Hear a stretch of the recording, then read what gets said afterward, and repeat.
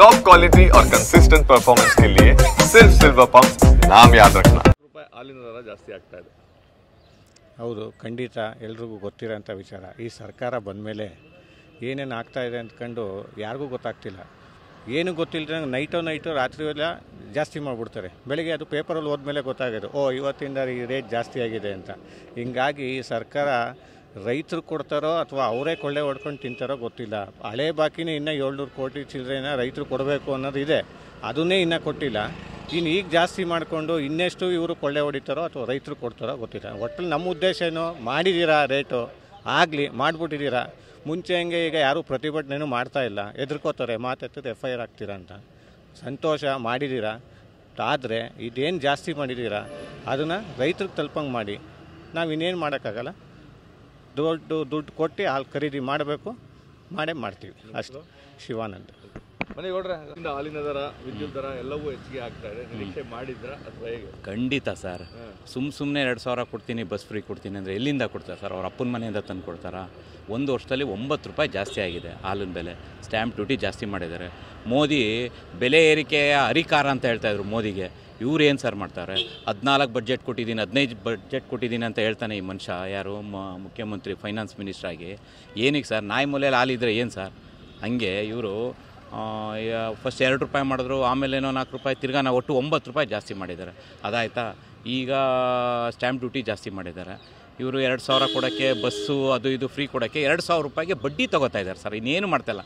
ಜನರು ದುಡ್ಡಲ್ಲಿ ಜನರು ತಾವು ಕಿತ್ಕೋತಾ ಇಲ್ಲ, ಅವರು ಜನರು ತಾವು ಎಕ್ಸ್ಟ್ರಾ ಬಡ್ಡಿ ವಸೂಲಿ ಮಾಡ್ತಾ ಇದ್ದಾರೆ ಅವರು. ಇದು ಬೇಕಿತ್ತ ಸರ್ ಈ ಸರ್ಕಾರ? ಪಾಪ ಬಡವರೆಲ್ಲ ಮುಟ್ಟಾಡ್ರಾಗ್ಬಿಟ್ರು ಸರ್ ಓಟ್ ಹಾಕಿ. ಇವು ಸಾಕು ಸರ್, ಇವ್ರು ಸವಾಸ ಸಾಕು. ಜನರ ಬದುಕು ಮೇಲೆ ಯಾವ ರೀತಿ ಪರಿಣಾಮ ಬೀರ್ತಾ ಇದೆ ಸರ್? ದಿನ ಅಲ್ವಾ ಸರ್ ಅದು? ದಿನ ಬೇಕಲ್ಲ ಸರ್. ಹಾಲು ಕುಡಿಲಿಲ್ಲ ಅಂದರೆ ಮಗು ಬದುಕುತ್ತಾ ಸರ್? ದಿನ ಬೇಕು. ಬಸ್ ಓಡಾಡ್ತಾರೆ ಅಂದರೆ ಬಸ್ ಎಷ್ಟು ಜನ ಓಡಾಡ್ತಾರೆ ಸರ್? 6 ಕೋಟಿ ಜನದಲ್ಲಿ 6 ಕೋಟಿನೂ ಬಸ್ಸಲ್ಲಿ ಓಡಾಡ್ತಾರ ಸರ್? ಹೇಳಿ. ಗಂಡು ಸುತ್ತಾವ್ ಕಿತ್ತಿ ಹೆಂಗು ಸುತ್ತಾವ್ ಕೊಡೋಕೆ ಇವನೊಬ್ಬನೇ ಆಗಬೇಕಾ ಸರ್? ಇವನೊಬ್ಬ ಇದಾ ಸರ್? ಹಂಗಾರೆ ಇವನು ಫೈನಾನ್ಸ್ ಮಿನಿಸ್ಟ್ರಾ? ಇವನು ಗಂಡಿರ ದುಡ್ಡನ್ನ ಇಸ್ಕೊಂಡು ಹೆಂಡ್ತಿರ್ತಾನೆ ಕೊಡ್ತಾ ಇದ್ದಾನೆ. ಅಂಥದ್ರಲ್ಲಿ ಇವನೇನು ಅಧಿಕಾರ? ಇವನೇನು ಬಡವರು ಸಮಾಜವಾದಿ ಅಂತಾನಲ್ಲ ಸರ್? ಏನು ಸಮಾಜವಾದಿ ಮಾಡ್ತಾನೆ ಸರ್ ಇವನು? ಸರ್, ಹಾಲಿನ ದರ ಮತ್ತು ವಿದ್ಯುತ್ ದರ ಮತ್ತು ಸ್ಟ್ಯಾಂಪ್ ಡ್ಯೂಟಿ ಎಲ್ಲವೂ ಸಹ ಇವತ್ತಿಂದ ಜಾಸ್ತಿ ಆಗ್ತದೆ. ದುಬಾರಿ ಏಪ್ರಿಲ್ ಫುಲ್ ದಿನನೇ ಜಾಸ್ತಿ ಆಗ್ತಾ ಇದೆ. ಏಪ್ರಿಲ್ ಮೊದಲನೇ ದಿನ ದುಬಾರಿ ಅಂತ ಹೇಳ್ತಾ ಇದ್ದೀರಾ. ಮೊದಲೇ ಸರ್ಕಾರದವ್ರು ಹೇಳಿದರು, ಆದರೆ ನಾವು ನಿರೀಕ್ಷೆ ಮಾಡಿರಲಿಲ್ಲ. ಯಾಕೆ ಅಂತಂದರೆ ಸಿದ್ದರಾಮಯ್ಯನವ್ರ ಸರ್ಕಾರ ಬಂದ ಮೇಲೆ ಇದು 3ನೇ ಬಾರಿ ಅವರು ಪರಿಷ್ಕೃತ ದರ ಅಂತ ಮಾಡ್ತಾಯಿದ್ದಾರೆ. ನಾವು ನೋಡಿದ ಮಟ್ಟಿಗೆ ಏನು ಅನ್ನಿಸ್ತಾ ಇದೆ ಅಂತಂದರೆ, ನಮ್ಮ ಸಾರ್ವಜನಿಕರಲ್ಲಿ ಮತ್ತು ನಾಯಕರುಗಳಲ್ಲಿ ಹೋರಾಟದ ಮನೋಭಾವ ಇಲ್ಲದೇ ಇರೋದು, ಕಡಿಮೆ ಆಗಿರೋದೇ ಈ ರೀತಿ ಅವರು ಜಾಸ್ತಿ ಮಾಡೋದಕ್ಕೆ ಕಾರಣ ಅಂತ ಅನ್ಕೋತಾ ಇದ್ದೀನಿ. ಮೊದಲು ಒಂದು ಯೂನಿಟ್ ವಿದ್ಯುತ್ಗೆ 50 ಪೈಸೆ ಜಾಸ್ತಿ ಮಾಡೋದನ್ನು ಬೀದಿಗಿಳಿದು ಹೋರಾಟ ಮಾಡ್ತಾಯಿದ್ವಿ. ಆದರೆ ಇವತ್ತು ಯಾರೂ ಹೋರಾಟ ಮಾಡ್ತಾ ಇಲ್ಲ. ಅದರಿಂದಾಗಿ ಅವರು ಒಂದು ಸರಾಗ ಅಂತ ತಿಳ್ಕೊಂಡು ಎಲ್ಲ ದರಗಳನ್ನು ಜಾಸ್ತಿ ಮಾಡ್ತಾಯಿದ್ದಾರೆ.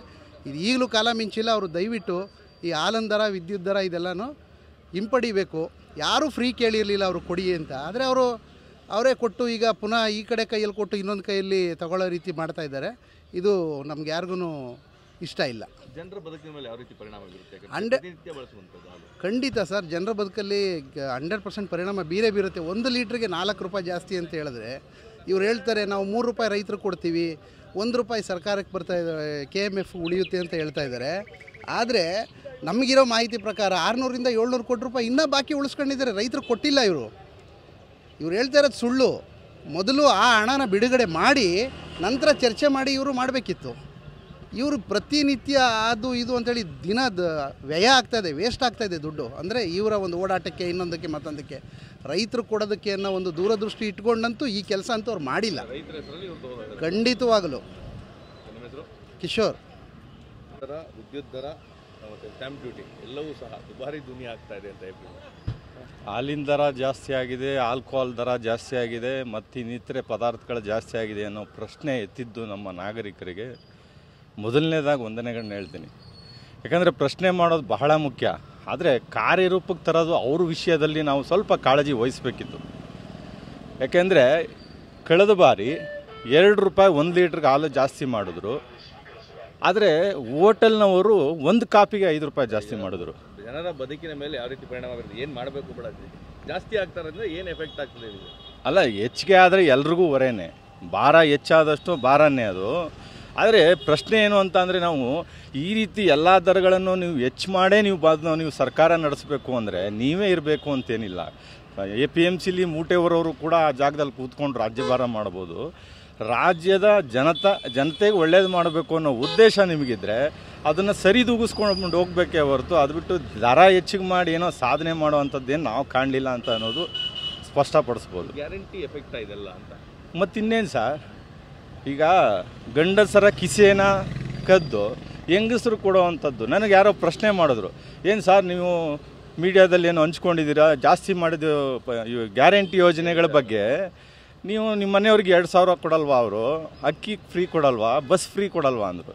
ನಾನು 25 ವರ್ಷ ಆಯಿತು ಮದುವೆಯಾಗಿ, ಇಲ್ಲಿವರೆಗೂ ಯಾರೂ ಕೊಟ್ಟಿರಲಿಲ್ಲ, ನಾನೇ ದುಡ್ದು ಅನ್ನ ಹಾಕ್ತಾಯಿದ್ದೆ. ಆದರೆ ಈಗ ಇವೆಲ್ಲ ನಾವು ಕೇಳ್ಕೊಂಡಿರಲಿಲ್ಲ. ಕೇಳದೆ ಬರುವಂಥದ್ದು ಇದು ದೌರ್ಭಾಗ್ಯ ಅಂತ ಹೇಳ್ಬೋದು. ಇನ್ನು ಬಿಟ್ಟರೆ ಇನ್ನೇನು ಹೇಳೋದಕ್ಕಿಲ್ಲ ಅಲ್ಲಿ ವಿಷಯ. ಸರ್ಕಾರಕ್ಕೆ ಏನು ಹೇಳ್ತೀರಿ ಸರ್, ಪ್ರತಿನಿತ್ಯ ಜಾಸ್ತಿ ಆಗ್ತಾರಂಥ ಬೆಲೆ ಏರಿಕೆಗೆ? ಅಲ್ಲ, ಹೆಚ್ಚಿಗೆ ಎಲ್ಲವನ್ನು ಹೆಚ್ಚಿಗೆ ಮಾಡೇ ನೀವು ಸರ್ಕಾರ ಮಾಡೋವಂಥದ್ದಾದರೆ ಅದರ ಅಗತ್ಯ ಇಲ್ಲ ಅಂತ ಅಂದ್ಕೊಂಡಿದ್ದೀನಿ. ಸರ್ಕಾರ ನಡೆಸೋ ವಿಚಾರದಲ್ಲೇ ಅಗತ್ಯ ಇಲ್ಲ ಅಂತ ಅನ್ಬೋದು. ಯಾಕೆಂದರೆ ನಾಗರಿಕರಿಗೆ ಹೊರೆ ಬೀಳದೇ ಇರೋದು ಮೊದಲನೇ ಆಲೋಚನೆ ನಿಮ್ಮದಾಗಿದ್ದಿದ್ರೆ ದರ ಹೆಚ್ಚು ಮಾಡೋವಂಥದ್ದೇನು. ನಿಮ್ಮ ವೇತನಗಳಿದೆಯಲ್ಲ ಅದರಲ್ಲಿ ಕಡಿತಗೊಳಿಸಿ. ಈ ದಿಢೀರಂತ ರಾತ್ರೋರಾತ್ರಿ ಡಬಲ್ ಮಾಡ್ಕೊಂಡ್ರಲ್ಲ ಎಲ್ಲ ಶಾಸಕರ ಮಂತ್ರಿಗಳ ವೇತನ ಎಲ್ಲವನ್ನು, ಅದನ್ನು ಕಡಿತಗೊಳಿಸಿ ಇಲ್ಲ ಹಾಕಿ, ಆಗ ನಿಮ್ಮನ್ನು ಜನ ಮೆಚ್ತಾರೆ. ಅದು ಬಿಟ್ಬಿಟ್ಟು ನಿಮ್ಗೆ ಅಕ್ಕಿ ಮೇಲೂ ಪ್ರೀತಿ, ನೆಂಟರು ಕಂಡ್ರು ಇಷ್ಟ ಅಂದರೆ ಅನಿವಾರ್ಯ ಜನ ಅನುಭವಿಸೋವಂಥದ್ದು. ಪುರುಷೋತ್ತಮ್ ಅಂತ.